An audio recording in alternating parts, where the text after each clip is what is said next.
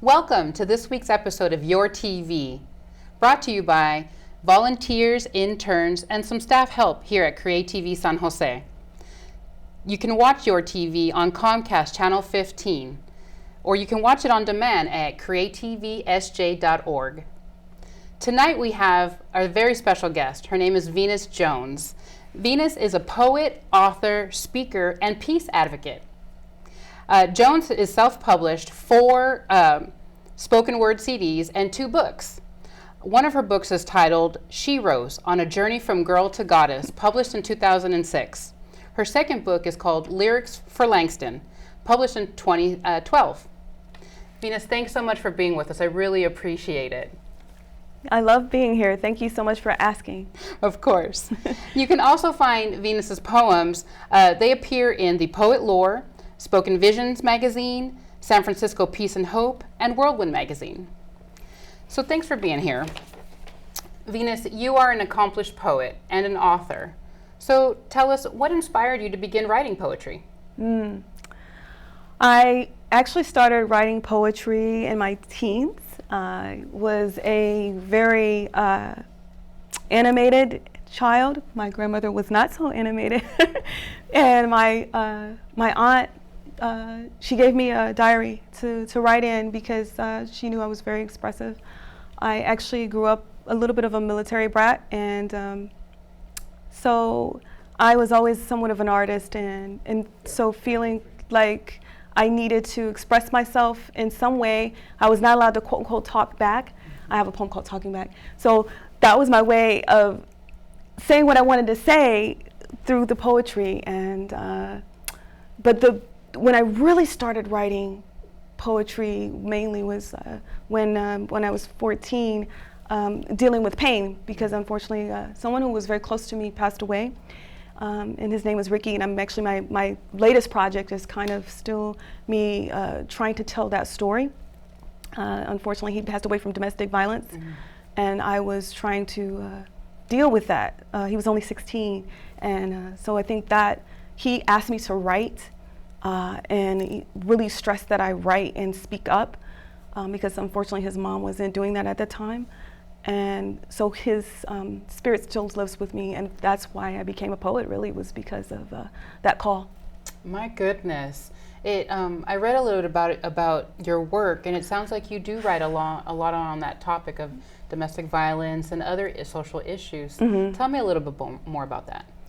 Well, I really was, the book Shero, I was trying to create some project that I felt would help prevent situations like that, and pretty much a healing tool, not just for myself, but for others.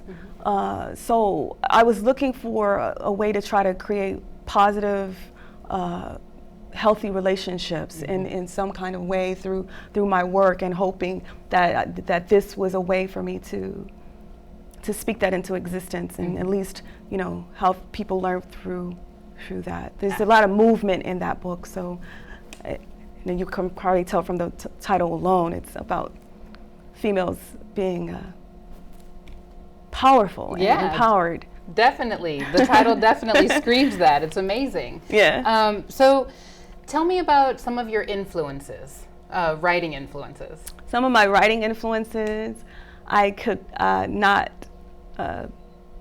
have this moment without always giving a little bit. Whenever someone asks me that, I always have to think of Nikki Giovanni, because when I was growing up, again, I was a shy kid, and even though I like to talk, usually it wasn't always at the right time. So I felt like I needed to have a little bit more self-esteem. There was a poem that Nikki wrote called Ego Trippin'. So for someone like me who had maybe a little bit lower self-esteem sometimes, I felt like when I fell in love, the reason why I fell in love with that poem, because she says, there's a line in that poem where she says, even my errors are correct. And a lot of us, we beat ourselves up. And for her to say that in a poem, and to call on the divine the way she does in that piece, it changed me forever. And when I first saw my roommate in college reciting it, I was like, whoa. And so I was like, word. So I went to my my cultural center on campus, and I found a book called Black Feeling, Black Talk, Black Judgment by her, and I just fell in love. And I was just like, couldn't believe that her voice was so empowering and so strong and so unafraid given the time that she lived in. I mean, we've come a long way, but I was just so moved by her. And so for me to get her to send me a letter one day and say, it's a joy to experience your work after I had met her at a library, I was like, whoa. I was like, can I use that for my book cover? And she was like, yes. And so I was like, of course I put it on the cover of the book. And there's a poem in there that also speaks to her and is a tribute to her, of course, called Spice Rack. Nice. Oh my goodness. In which book can we find that poem? It's in Shero's. Okay. She's one of my female heroes. Oh my goodness, that's amazing. So tell me a little bit more about Shero's. What else can we find in there?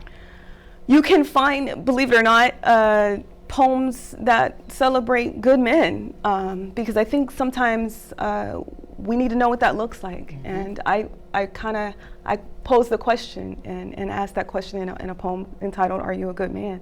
And so you'll find that. You will find movement, a lot of movement. There's a poem that was motivated by a quote by Friedrich Nietzsche, actually.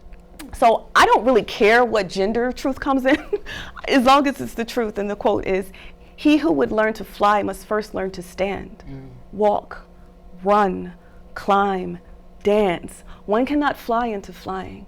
So the book Shero's is not just about heroines, because I never really liked that title. So that's why I said Shero sounds a little bit better than a drug, but just the idea of resurrection and how do you rise? Some people don't even know how to stand. They're still struggling with standing. But I think that's what you'll find in that book is a chapter for the body, the mind, and the spirit, and just a lot of movement and a talk about movement.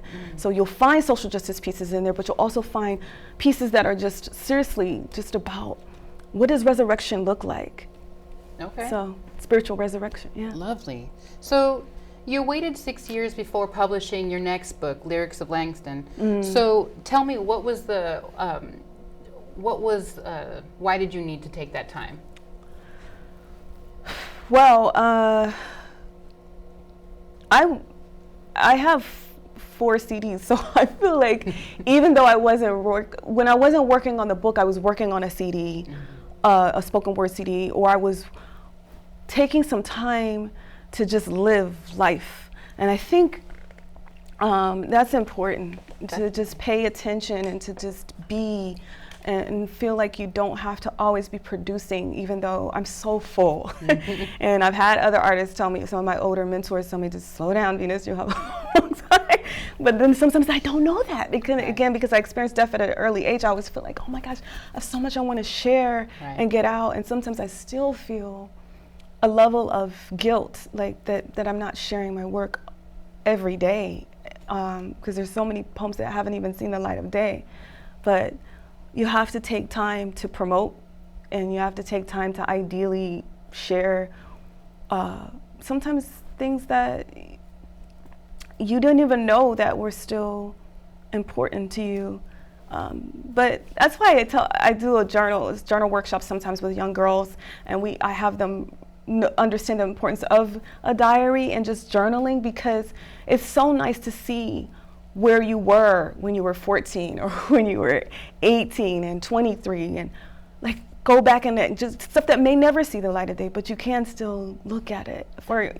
Everything doesn't have to be shared. Yeah. But it is a beautiful time to just pause and feel like, okay, because we live in a culture that says busy, busy, busy, you know, and almost people bragging about how busy they are, right? Right. But balance is key. And I think I'm still working on that too, because I have to admit, I am a little bit of a workaholic, but balance is key, so I have to take my own advice. I hear you. I hear that. Yes, definitely. So tell me a little bit more about the motivation to write the book, Lyrics for Langston. Now, Lyrics for Langston is a book that I felt was written mainly because a lot of people compared my work to Langston's, because some of it rhymes. Now, all of my work rhymes. I do write prose poems, but a lot of times when work comes out of me or poems come out of me, I have to force myself for it not to rhyme. And other people don't have that problem. It's the other way around. So I almost felt like Langston is a poet of the people, and he was coined that. And what does that mean? That means that some poetry is a puzzle, and it is a metaphor. And I say in one of my poems called Why I Write, if I told you that metaphors always win, I'd be spreading lies.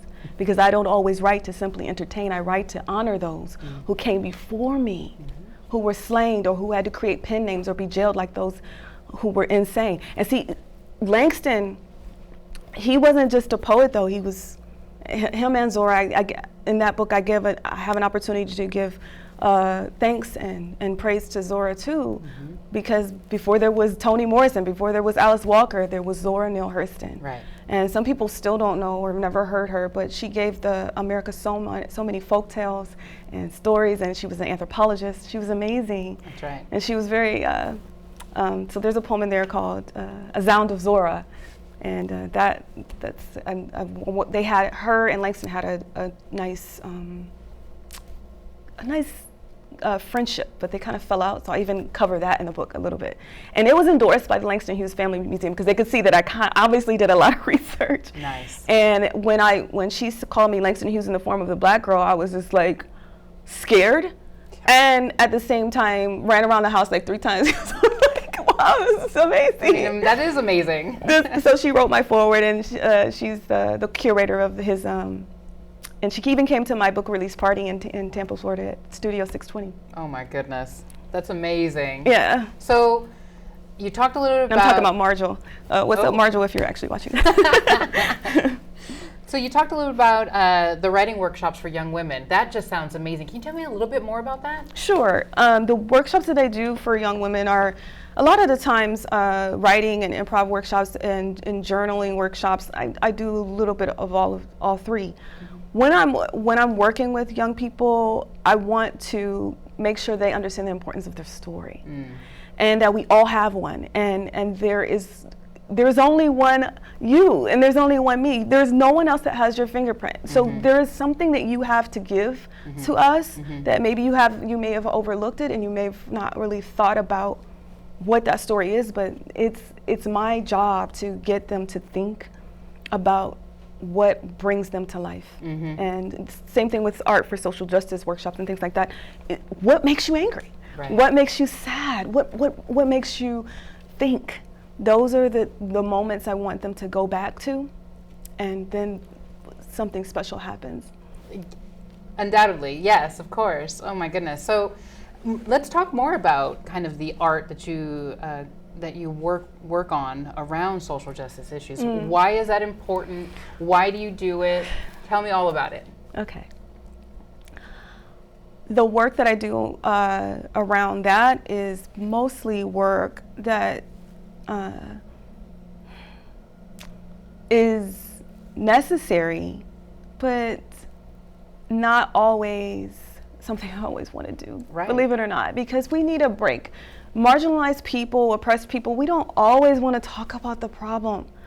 But if you are someone who has been told that you are insightful, which is something that I've been told, or you have potential, or you have these things that people have described when they're talking about me, or a sense of light and insight, then you feel like I have an obligation to speak the truth and to share, and let people know what I'm willing to stand up for and who I'm willing to stand up for. And I think that is so important, because right now, especially now, I mean, we all need allies. We all need people who are going to be there for us and give us voice, but also, be a voice for someone who is just not ready yet. Right. No, certainly. So tell me, how can folks find out more information about you? Do you have a website, a social media presence? How do we find more Venus Jones? Okay, well, you can find more Venus Jones at VenusLoveJones.com. So that's like my website, and it's just my name, and you just think like the goddess or the planet, and then Jones, like Keeping Up with Joneses, and you'll find me there. I have like other social media sites too, but you can find those on my website. So Perfect. I think I've been doing my best to wage peace through poetry, and what that means is that's like my motto, and what that means is that it's not always the absence of war. It means that there's an inner peace that I'm working towards. And so if poetry helps me with that, and if it helps someone else, that's really what my mission is about, you know. Definitely, certainly. So, because it starts here, right? Oh, absolutely, absolutely. So now, I'd really like if you were to share with the community of San Jose some of your work. I would love to. Okay, Thank you perfect. so much. Of course, thank you. You are a shero to many, you know that. Oh, goodness.